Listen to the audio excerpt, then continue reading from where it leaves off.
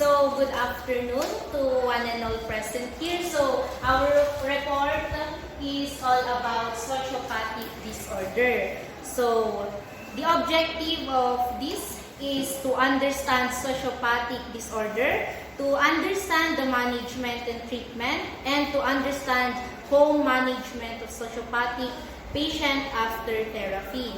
So what is sociopathic disorder? Sociopathic disorder is also known as antisocial personality disorder or ASPD. This is a mental health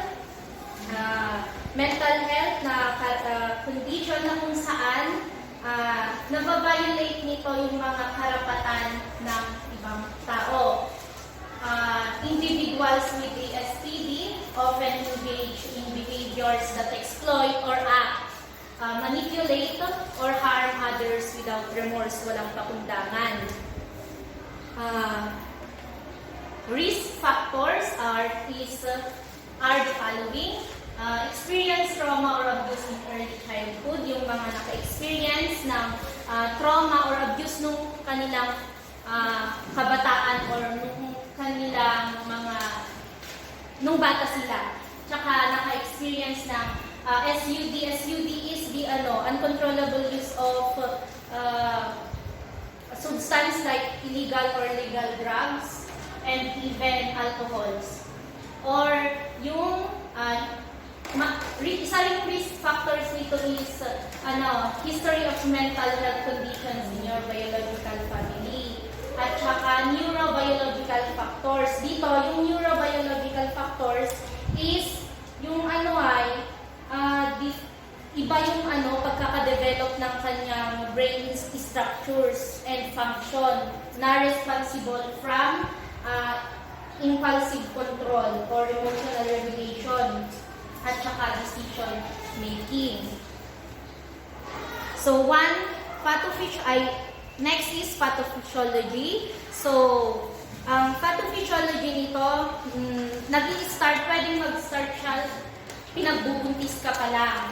So, ang maternal factors nito is when yung mama mo is naninigarilyo, umiinom, nagdodroga, at saka stress.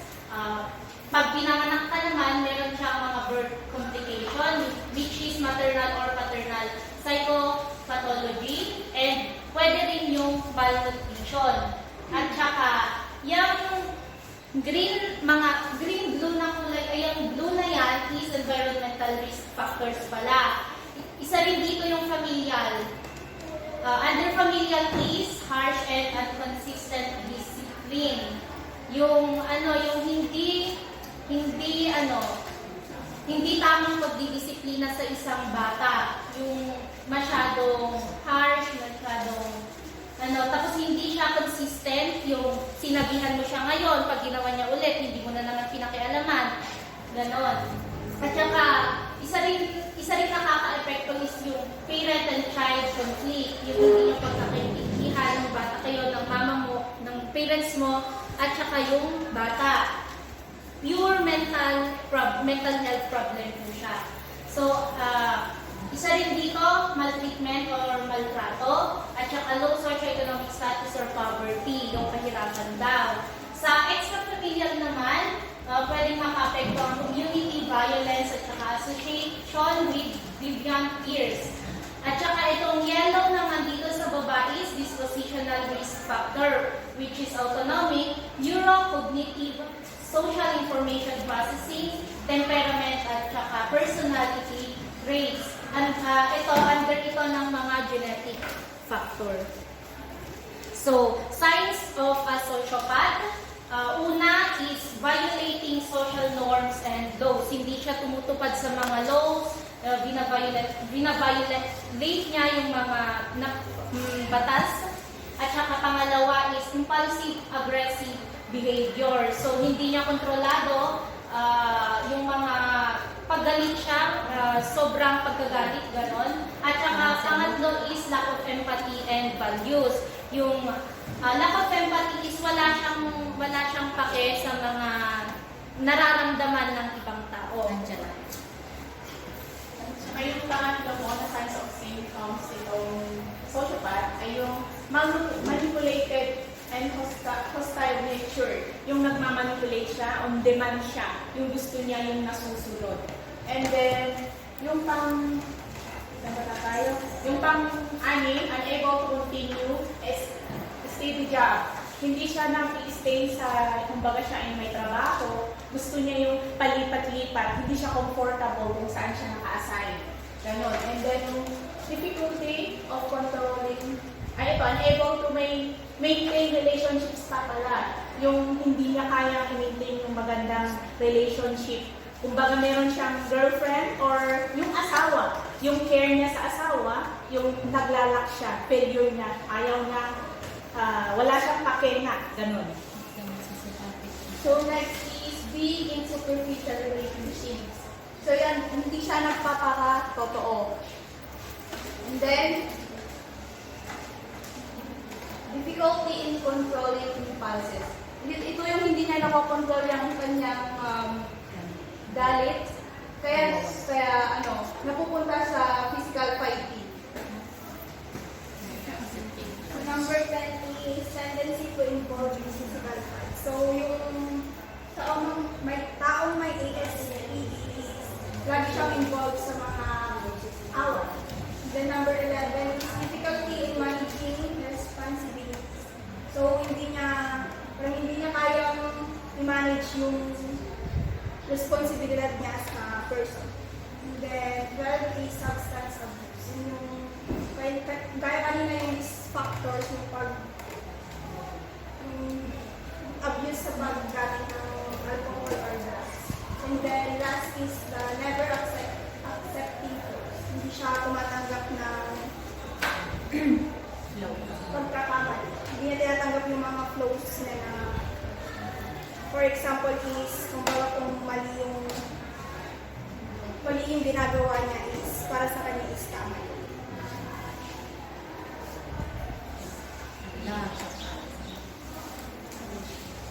So next is management and treatment. So treating ASPD or antisocial personality disorder can be challenging due to individuals' lack of insight into their behavior and resistance to change. However, psychotherapy or particularly cognitive behavior therapy can help individuals learn coping strategies, improve social skills, and develop empathy. So sa cognitive development is siya yung tumutulong to recognize the negative thoughts of a patient or the behavior of a person. So, nakabase ang CBT sa pag-iisip ng tao, sa emotions and actions. So,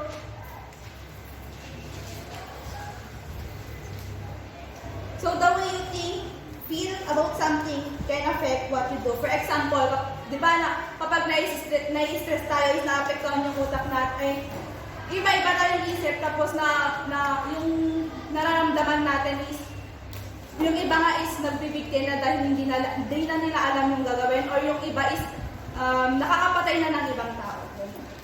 Addition sa treating ASPD, pag ikaw yung merong anak na merong ASPD, challenging ito kapag wala kang background about ASPD. Hindi mo alam pakitunguhan, hindi mo alam i-manage, hindi nyo alam i-control. Kaya very challenging ang mag-alaga ng merong ASPD. So next is diagnostic procedure. So sa diagnostic procedure is through psychiatrist. Yan ang psychiatrist. Dito is sila yung mag-assess sa pasyente kung ano yung behavior niya, kung paano yung emotions, kung paano mag-isip yung isang tao.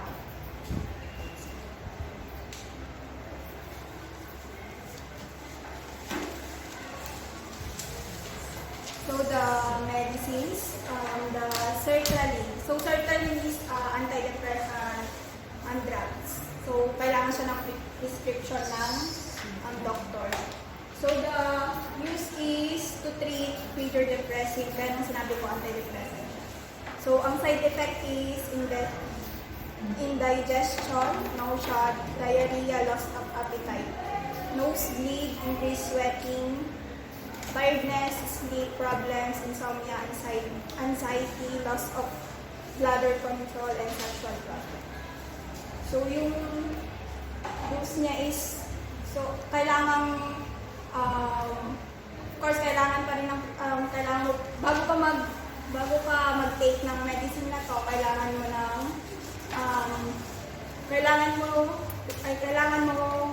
to seek doctor's help.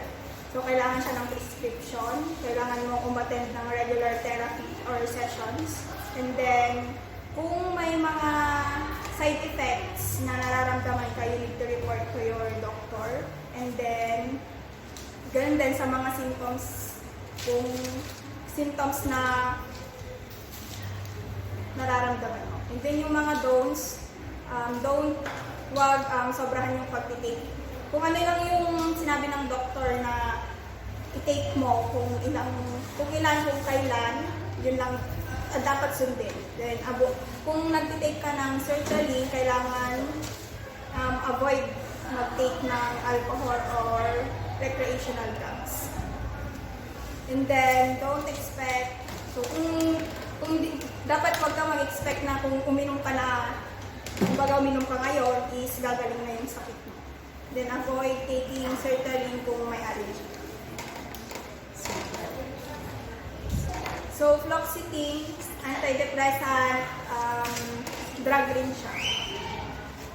So, yun nga, tinitreat niya yung depressive orders. And then, yung side effect niya, gaya nung una, insomnia rin, mahirap siyang matulog, sakit sa ulo, tapos, upset the stomach, sabi niya dito. Yung loss of appetite.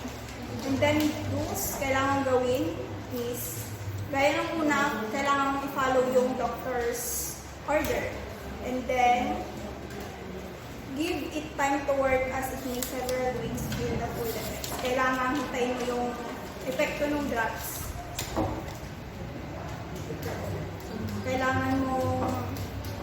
Kailangan pa rin ito ng regular appointments. And then, yung mga don'ts, kaya lang din nung una na kailangan pa rin ng doctor's order, kailangan mo rin ng regular check-up, and then kung ano yung nasabi ng doktor, kung ilang dosage ang kailangan mo i-take, yun lang dapat. So, Quetiapine is anti-psychotic drug. So, ito, used to treat episodes of mania or abnormally excited yung pagkaligalig at saka biglaang irritated mood. Parang bipolar disorder rin siya. To treat bipolar disorder rin. Side effect nito, parehas sa mga naunang medicine, dizziness, drowsiness, tiredness, yung lack of energy, fast heartbeat, at saka increased appetite. Ito, pag yung unang medication is mawawala yung appetite mo, dito naman, mag-i-increase siya. Tapos, ayun, magkaka-weight gain ka, and then stomach pain, nausea, stuffy nose, dry mouth. So, that's ng medicine na ito is follow your doctor's instruction. Kung ano yung kagaya ng naunang dalawa kanina, kung ano lang yung mga prescribed ng doctor is yun lang yung i-take mo. And then, don't forget to attend the regular check-up when you are taking this medicine. Kailangan na namomonitor ka pa rin ng doktor, and then be open and honest with your doctor about the symptoms kapag may mga na-feel ka. Pag tinake mo yung medicine na yan, tapos mag-engage ka rin sa mga therapy, counseling sessions, at saka practice healthy coping strategies such as mindfulness, stress management. So talagang kasama ng pag-take mo ng medicine is yung engage mo sa yung psychiatrist mo. Magkasama yan. At saka yung dose naman ng medicine na ito, yun, parehas ng huwag kang mag-exceed ng dosage ng intake, at saka pag pag dinitake mo tong medicine na to, set aside alcohol, and then pag may allergies ka, huwag kang mag-take ng ganito. Kaya be open with your doctor. Kapag may allergies ka, pero meron kang ASPD, sabihin mo sa kanya para hindi ka bigyan ng ganitong medicines. Tapos, yun na. So, risperidone, antipsychotic drugs din siya used to treat yung mga bipolar disorder. Yung side effect niya is yung pagsakit ng ulo, depressed mood, and then cold symptoms such as yung stuffy nose, sneezing, or sore throat. Yung mga kailangan gawin is gaya lang din nung mga naunang gamot, kailangan ng prescription ng doktor. Kailangan regular check-up to monitor kung ano yung mga swat. Tapos kailangan mo be open mo lahat ng mga nararamdaman mo sa effect ng gamot. So, yung dose, ganun lang din. Dapat don't adjust yung mga dosage. Hindi pwedeng kung tinake mo siya ng umaga, ganun mo lang din siya i-take sa susunod. So, itong prescription medicines na to is not totally heal the ASPD but to prevent na bumalik yung mga symptoms ng ASPD.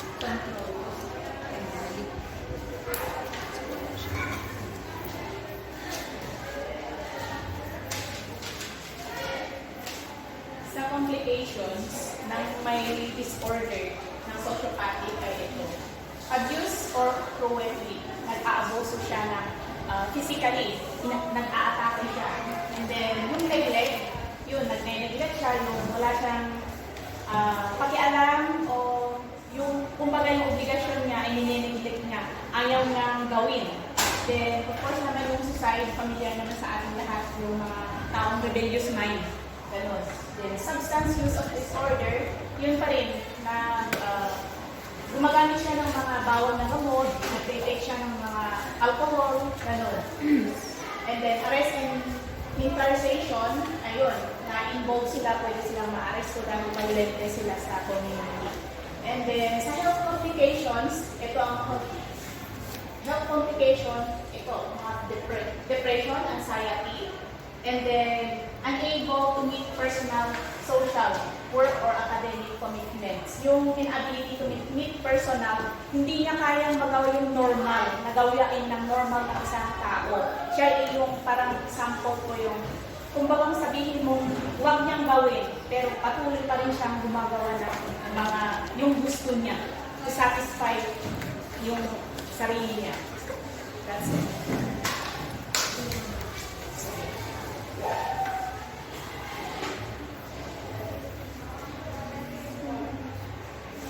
So, managing a patient with sociopathic tendencies at home after therapy can be challenging, but it's possible with the right approach.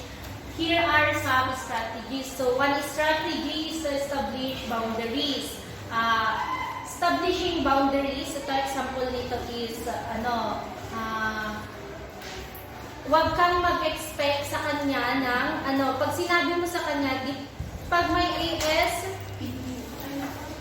ASPD kasi ang isang tao, pag pinaintindi mo sa kanya, hindi niya basta-basta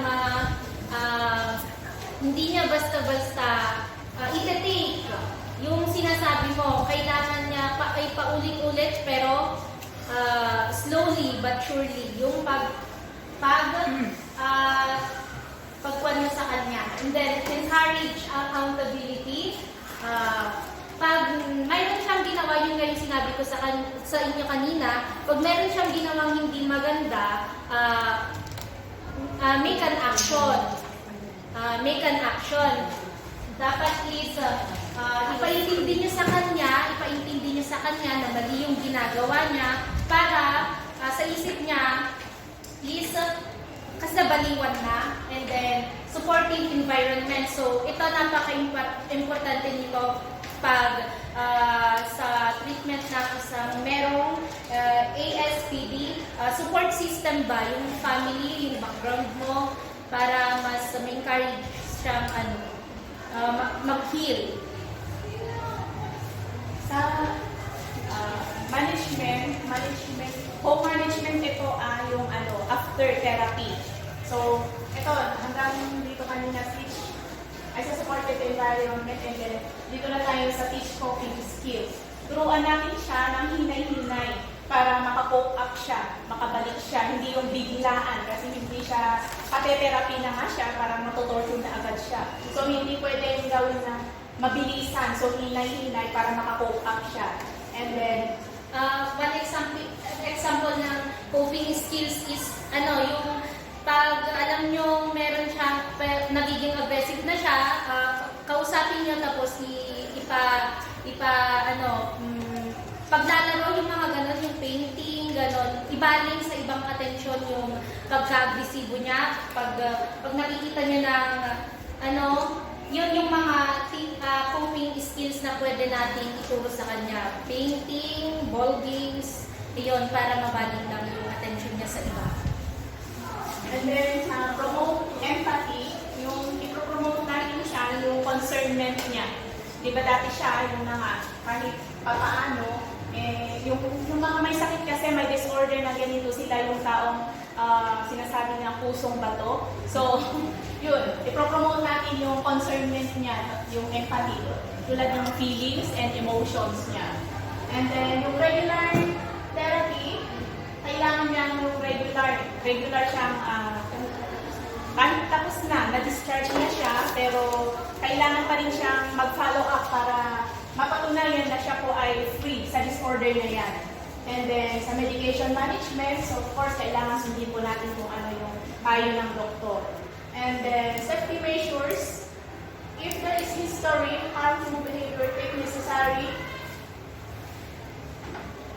precautions to protect yourself and others. This might include having safety plan, place seeking assistance, and personal supports through groups. Yung safety measures ay yung kailangan mo pa rin, example yung kailangan mo pa rin mag-safe ka.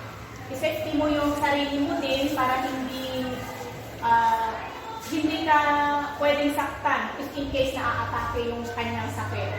And then, educate yourself. Kailangan mo rin i-prepare yung sarili mo para kahit kailangan maging ahead ka, naiintindihan mo siya. And then, your feelings is, prepared. Hindi siya yung parang wala kang ka-patience. So yun, always remember na pag nag-manage tayo ng sociopathic tendencies at co-requires, sabi niya nga kanina, patience, understanding, and commitment to ongoing support and therapy. Kailangan mo siyang suportahan talaga. Kailangan mo rin magkaroon ng patience at saka understanding. It's also important to recognize that progress may be slow and setbacks may occur. But with dedication and consistency, positive changes are possible. Kaya hindi daw siya imposible. Okay, sa case study naman ni Samantha, background is Samantha is a 25-year-old woman who was referred to a mental health clinic by her family physician due to concerns about her behavior. She works as a sales representative in a retail store and lives alone in an apartment in the city. Samantha's family reports a history of behavioral issues during her childhood, including lying, stealing, and manipulation. So, si Samantha daw nung bata siya, according to her parents, nung pinunta siya sa health clinic, nung childhood daw niya, palagi siya nagsisinungaling, tsaka nagnanakaw, at tsaka nagmamanipulate ng ibang tao. So, Samantha's family and co-workers have observed several concerning behavior, including manipulative behavior. Katulad nung bata siya, hanggang pala nung may work na siya. So, palagi niyang minamanipulate yung mga taong nakapaligid sa kanya. Tapos, yung pagsisinungaling niya para makagain ng para makagain ng simpatsya sa ibang tao. So talagang manipulative act yung mga yon. In-exaggerate niya rin yung pagkakwento ng mga bagay-bagay. Ito yun na po para to gain sympathy. At saka, pero gustong-gusto niya yung yung empathy ng iba, pero kulang siya sa ganun, which is lack of empathy. Pag merong nagsasabi dito sabi niya, Samantha appears to have little empathy for others' feeling or well-being. Na-observe daw siya na she has been observed to show indifference or even amusement at the misfortune of others. So kapag yung co-workers niya siguro at saka mga kaibigan niya is nagkaroon ng misfortune in life, wala siyang kapake-pake. Ganon. At saka pag nagsabi sila ng problema sa kanya, mag-change topic siya agad.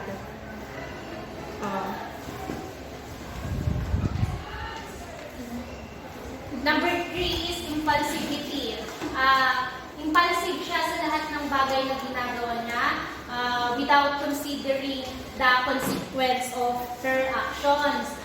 So lagi siyang nag-engage sa mga reckless driving and substance abuse. So, pero despite of negative outcomes, wala pa rin siyang pagbabago. So next is superficial charm. So si Samantha is ginagamit niya ang kanyang charisma para manipulate ng ibang tao para mag-in niya yung trust ng ibang tao, and she often exploits to manipulate them later on. So yun, ginagamit niya ang kanyang charisma. Charismatic, charming, yung pagiging charming niya. Diagnostic assessment. Samantha meets the criteria. Ito yung mga na-meet na criteria ni Samantha, kaya siya na-diagnose na ASP. Persistent disregard for a violation of the rights of others. So ito yung lack of sympathy. Tapos lack of remorse for hurting others. Wala siyang pakialam kahit na nasasaktan niya yung ibang tao. Deceitfulness, manipulative. Impulsivity or failure to plan ahead. Irritability and aggressiveness, as indicated by repeated physical fight or assault. Gaya yung mga reckless disregard for the safety of self or others. Consistent irresponsibility, as indicated by repeated failure to sustain consistent work behavior or honor financial obligation. Gaya ng mga nasabi kanina. Tapos lack of empathy. Kaya kapag nakumpleto mo itong assessment, diagnostic assessment ng ASPD, posibleng meron kang ganyan disorder of fear. So yung mga treatment plan. Treating individuals ng ASPD can be challenging as they may not see their behavior as problematic, may be resistance to therapy. So yung may mga symptoms na ganito is anong tawag nito? Yung ayaw nilang aminin sa sarili nilang meron silang ASPD. Parang yung best friend mo yan. However, dito na yun, papasok yung psychotherapy, yung kailangan, ay yung beneficial ng psychotherapy. Then, cognitive behavioral therapy, gaya ng management and treatment. So, Samantha recognized and changed her maladaptive patterns of thinking and behavior. Additionally, medication siya, yung mga nabanggit kanina na antidepressant, tapos yung mga antipsychotic drugs may be prescribed to target para ma-lessen yung pagiging impulsive or aggressive. Sa prognosis naman, prognosis for individuals with ASPD varies depending on the severity of symptoms and the individual's willingness to engage in treatment. So, ang prognosis nito is nakadepende lang sa pagkagusto ng merong gantong anong disorder. So, while some may show improvement with the therapy and medication, others may continue to struggle with their antisocial behavior throughout their lives. So, hindi 100% lahat-lahat ng may ganito is effective yung yung treatment or medications na binibigay. It is important for Samantha to engage in ongoing therapy and develop healthy coping mechanisms to manage her symptoms and reduce the likelihood of harm to herself or others. Next is, ito. Panoorin natin yung sum up ng video. So, wake up guys na. Wake up. Hindi marunong. Tanggalin ang I-volume mo.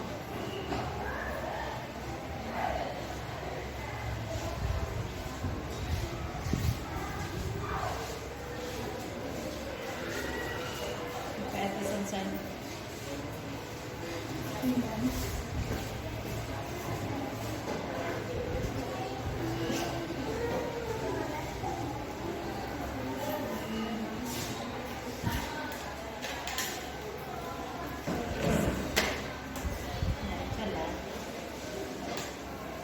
Isan na lang namin yung video sa please.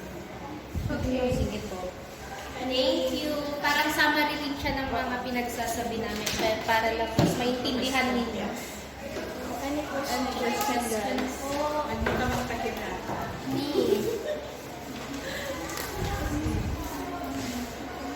So, according to reporter Jamaica, she mentioned that all the treatment you have mentioned or the medicines you have mentioned is for to prevent the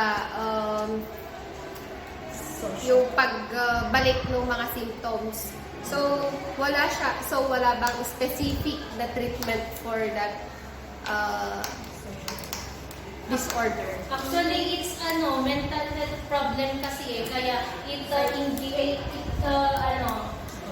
is on your utak.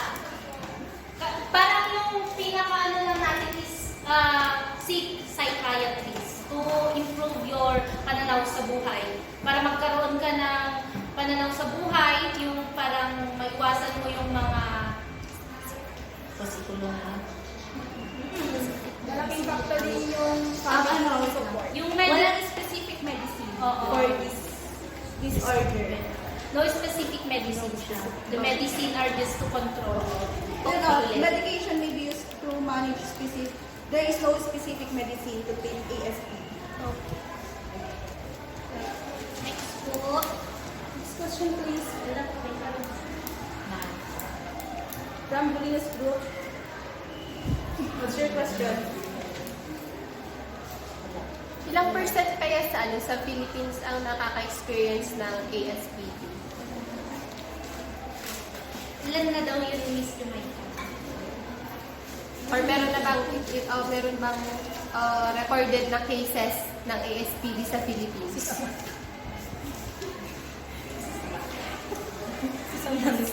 Basic study.